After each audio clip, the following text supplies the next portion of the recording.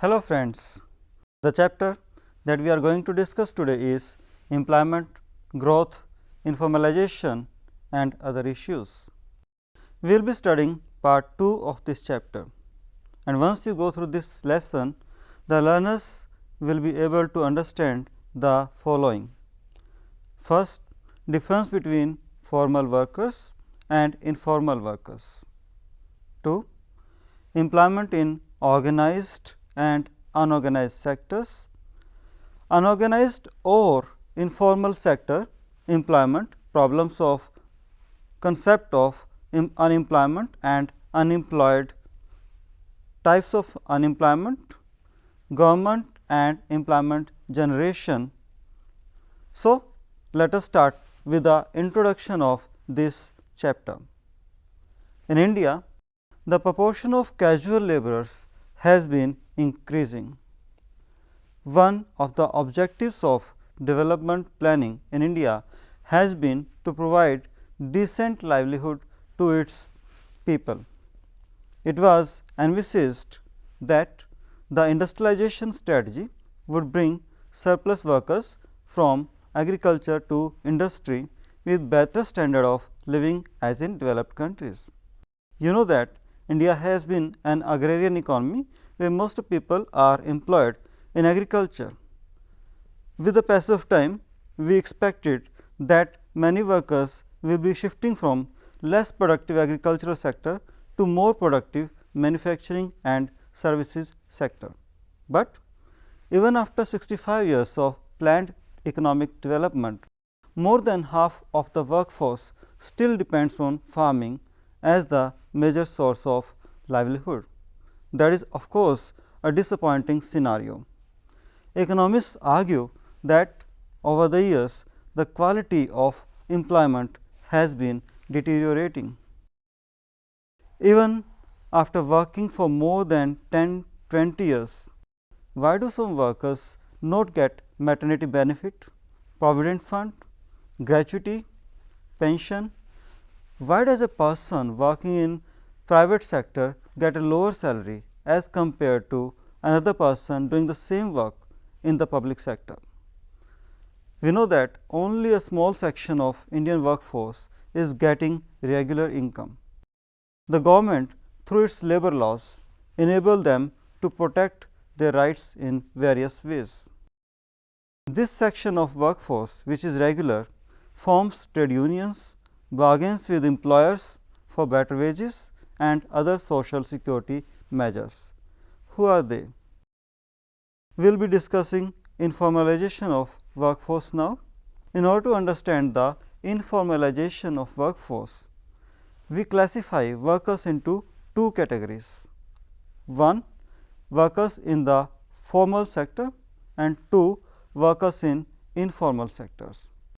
They are also referred to as workers in organized and unorganized sectors. So, we have formal or organized sector and informal or unorganized sector. All the public sector establishments and those private sector establishments which employ 10 or more hired laborers are called formal sector establishments, and those who work in such establishments are called formal sector workers. All other enterprises and workers working in these enterprises form the informal sector. Thus, informal sector includes millions of farmers, agricultural workers, owners of small enterprises and people in those enterprises. It also includes self-employed who do not have any hired workers. It also includes all non-farm casual wage laborers who work for more than one employer, such as construction workers and head load workers. Workers in the formal sector enjoy social security benefits. They earn more than those in the informal sector. Developmental planning envisaged that as the economy grows, more and more workers would become formal sector workers, so that social security is given to them and the proportion of workers engaged in the informal sector would come down with the passage of time. there are about 473 million workers in the country. There are about 30 million workers in the formal sector. So, out of 473 million, only 30 million workers are there in the formal sector. The percentage of people employed in the formal sector in the country is just 6%. Thus, the rest 94% are in the informal sector. Out of these 30 million formal sector workers, only 6 million, that is only about 21% are women. In the informal sector, male workers account for 69% of the workforce. Since the late 1970s, many developing countries including India started paying attention to enterprises and workers in the informal sector, as employment in the formal sector is not growing. Workers and enterprises in the informal sector do not get regular income. They do not have any protection or regulation from the government. Workers are dismissed without any compensation. So, there is no job security as such. Technology used in the informal sector enterprises is outdated. They also do not have any accounts. Workers of this sector live in slums and are squatters. So, their living conditions, their working conditions, their social security measures, all of them are very disappointing and frustrating for those. Of late, owing to the efforts of the International Labour Organization or ILO, the Indian government has initiated the modernization of informal sector enterprises and provision of social security measures to informal sector workers, so that they can also lead a decent life. Table 1 shows employment in the organized and unorganized sectors. As is shown in the table, with the passage of time, there has been a spurt, an increase in the employment provided by the unorganized sector, whereas jobs in the public sector and the organized sector are stable. So, organized sector is more or less stable, whereas unorganized sector or the informal sector has been growing consistently. It can be seen that the share of unorganized sector has increased, whereas the organized sector has not generated much employment in the recent period. Third point is unemployment. Unemployment refers to a situation where there are persons who are capable of working, that is, they are physically as well as mentally fit to work, and they are willing to offer their services, they are willing to work, but still they fail to get employment at the going wage rate.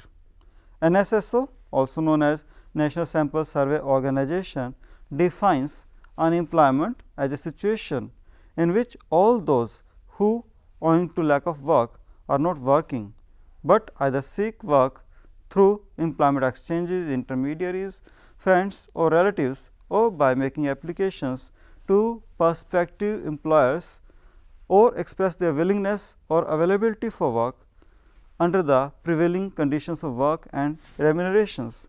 In other words, we can say that unemployed are those who are ready to work at the going wage rate, but are unable to find jobs. There are a variety of ways by which an unemployed person can be identified. Economists define unemployed person as one who is not able to get employment of even 1 hour in a half day. There are 3 sources of data on unemployment. 1. Reports of Census of India. 2nd. NSSO reports of employment and unemployment situations, and 3rd. Director General of Employment and Training data of registration with employment exchanges. Though they provide different estimates of unemployment, they do provide us with the attributes of the unemployment in general and the variety of unemployment prevailing in our country. So, now we come to types of unemployment in India. There exist different types of unemployment in our country as we describe here. One is structural unemployment, which is the most prominent type of unemployment prevailing in India right now. Structural unemployment is caused by a mismatch of skills between unemployed and available jobs. It may be caused by drastic changes in the structure of the economy, such as deindustrialization or some other change in the structural composition of the economy, which renders some unemployed workers unable to find work in new industries with different skill sets. As a result of structural changes or technical progress, some workers find their skills incompatible with new techniques of production or with the requirements of new industries.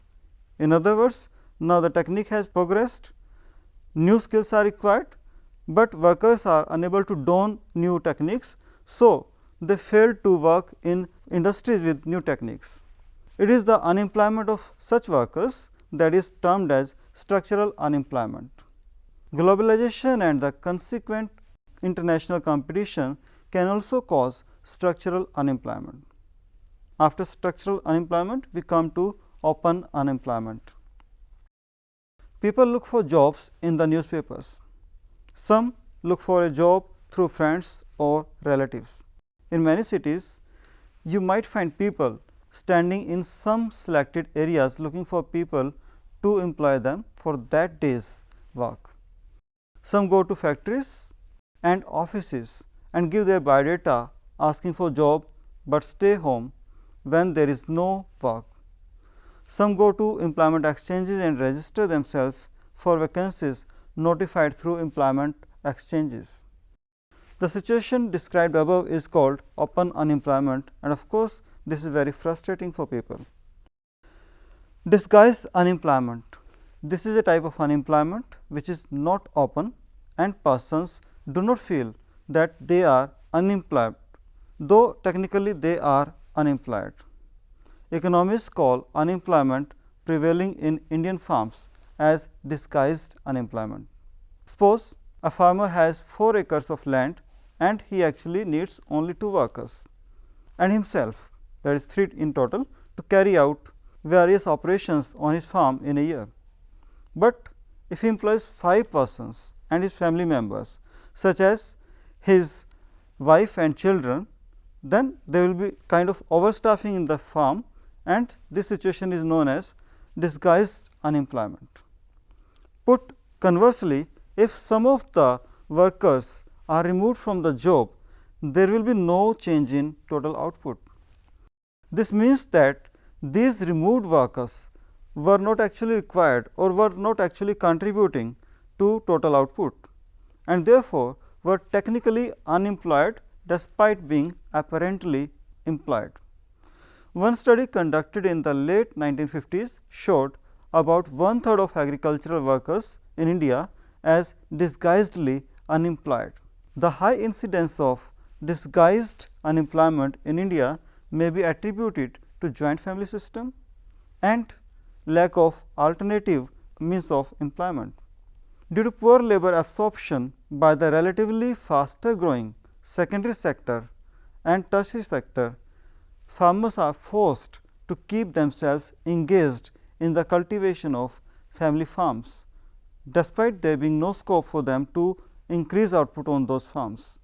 And this situation becomes worse because of smaller and smaller size of land holdings, which is caused by subdivision and fragmentation.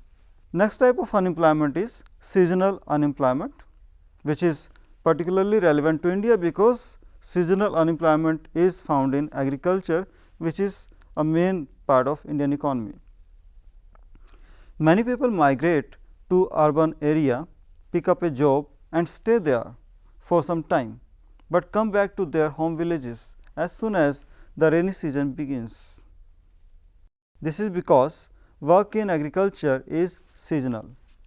There are no employment opportunities in the villages for all months in the year. There are seasons like sowing and harvesting of crops when all are busy and employment is high.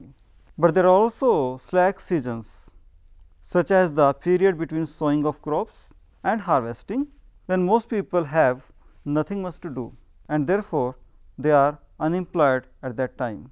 It has been estimated that a farmer who cultivates one crop in a year usually goes without a job for almost 5 to 7 months in a year. When farmers have no work to do on farms, they go to urban areas and look for jobs. It is because of slackness in agricultural season, they are getting unemployed, they are forced to go to urban areas to look for jobs, and therefore, this kind of unemployment is known as seasonal unemployment. This is also a common form of unemployment prevailing in India. Now, we come to industrial unemployment. Industrial unemployment is a situation when people are willing and able to work in industries or manufacturing sector, but are unable to find jobs. The main reason of industrial unemployment is that the pressure of population has been consistently increasing, but rates of generation of jobs are dismally low. Increasing trend of migration of population from rural to urban areas has also aggravated the problem. It may also be said that industrial unemployment is a spillover of rural unemployment and poor labor absorption by the manufacturing sector. Major cause of this poor absorption of labor by the manufacturing sector is the massive use of labor saving devices, that is mechanization, using automation and so on. Next, we come to educated unemployment. This type of unemployment takes place when people fail to get jobs despite being educated. This situation is very frustrating when, after investing a considerable time and money and effort in education, people fail to procure jobs. On the other hand, this also amounts to nation's resources going waste. When educated youth fails to get jobs, they may sometimes take to antisocial and illegal activities. There are two major reasons of educated unemployment in India. One, education has failed to enhance employability of youth. These days, you know that this is a major issue, burning issue. Many industrialists have opined that education system in India needs to be revamped, needs to be overhauled, so as to make it more productive, so as to enable it to enhance employability of educated youth. The other reason of educated unemployment is that the rate of job creation has not been able to keep pace with the increasing educated labor force. Next topic for us is government and employment generation in India. It is obvious that government has the responsibility of improving the plight of people in general. So, government needs to focus its schemes, its programs, its policies towards enhancing employment generation.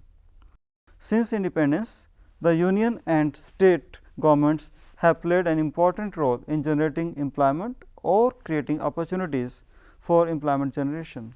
Their efforts can be broadly categorized into two categories, direct and indirect. In the first category, that is direct, government employs people in various departments for administrative purposes. It also runs industries, hotels and transport companies, and hence provides employment directly to workers.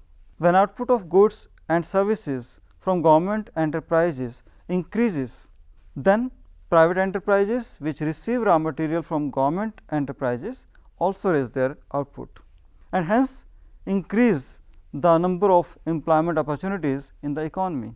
For example, when a government owned steel company increases its output, it will result in direct increase in the employment in the government company.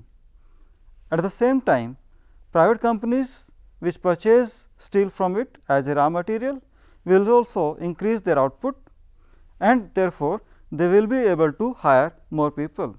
So, employment will be enhanced, and this is the indirect generation of employment opportunities by the government initiatives in the economy. Expanding self-employment programs and wage employment programs are being considered as the major ways of addressing poverty and unemployment.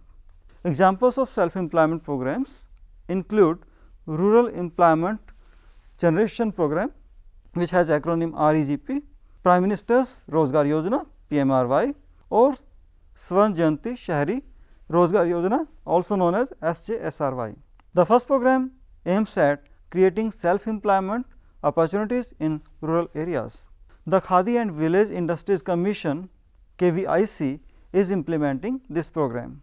Under this program, one can get financial assistance in the form of bank loans to set up small industries. The educated unemployed from low income families in rural and urban areas can get financial help to set up any kind of enterprise which generates employment under PMRY. SJSRY mainly aims at creating employment opportunities, both self-employment and wage employment in urban areas. Earlier, under self-employment programs, financial assistance was given to families or individuals, but since the 1990s, this approach has been changed. Now, those who wish to benefit from these programs are encouraged to form self-help groups. Initially, they are encouraged to save some money and lend among themselves as small loans. Later, through banks, the government provides partial financial assistance to self-help groups, which then decide whom the loan is to be given to for self-employment activities. Swan Jayanti Gram Swarozgar Yojana is one such program. This has now been restructured as National Rural Livelihood Mission NRLM. A similar program called National Urban Livelihood Mission has also been in place for urban poor. The government has a variety of programs to generate wage employment for the poor unskilled people living in rural areas. In 2005, the Parliament passed a new act to provide guaranteed wage employment to every rural household whose adult volunteer is to do unskilled manual work for a minimum of 100 days in a year. This was a major step by the government. This act is known as Mahatma Gandhi National Rural Employment Guarantee Act, also known as MNREGA. This act is a major employment initiative by the government that aims to guarantee the right to work. Under this act, all those among the poor who are ready to work at the minimum wage can report for work in areas where this program is implemented. It may be mentioned here that earlier this program was restricted to a few areas on a pilot basis, but now this program has been implemented throughout the country. This is the first scheme of its kind to provide wage employment on demand, and thereby it ensures a security net to rural people. This not only has resulted in generation of employment, but has also led to development of rural infrastructure like water harvesting, drought relief, flood control measures, and so on. So, it has built a significant rural infrastructure also. MNREGA is to be implemented mainly by Gram Panchayats. It has improved their living standards and has proved to be quite effective in protecting the environment, empowering rural people, particularly women, reducing rural urban migration and fostering social equity. Apart from, of course, its core objective of generating employment opportunities. MNREGA has also checked labor migration from rural areas to urban areas. Another important aspect is a new strategy implemented by the government in terms of programs like Make in India, Startup India, Skill India, and so on. These new initiatives are tackling the employment problems from a new perspective. Some believe that we are living in an age where rather than looking for jobs, we need to create jobs. For the youth today, the real pleasure, the real kick should come not from getting salary, but it should come from hiring people. It should come from converting their innovative ideas and vision into reality. These programs, that is Skill India, Innovate India, Startup India, these programs tap the potential of youth in a very effective and competitive way.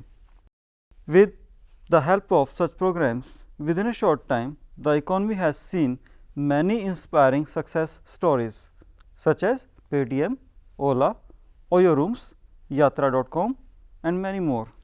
All these programs aim at providing not only employment, but also services in areas such as primary health, primary education, rural drinking water, nutrition, laying of rural roads, development of watersheds or degraded lands and many such other programs. So, after having discussed all these things, let us summarize what we have studied so far here. After economic reforms of 1991, India has been witness to employment opportunities in the service sector, that is why sometimes it is known as service led growth. These new jobs are found mostly in the informal sector and the nature of jobs is mostly casual. Government is the major formal sector employer in the country. Acquiring skills and undergoing training are important for getting employment. Disguised unemployment is a common form of unemployment in rural India. There has been a change in the structure of labor force in India. Through various schemes and policies, the government is taking initiatives to generate employment.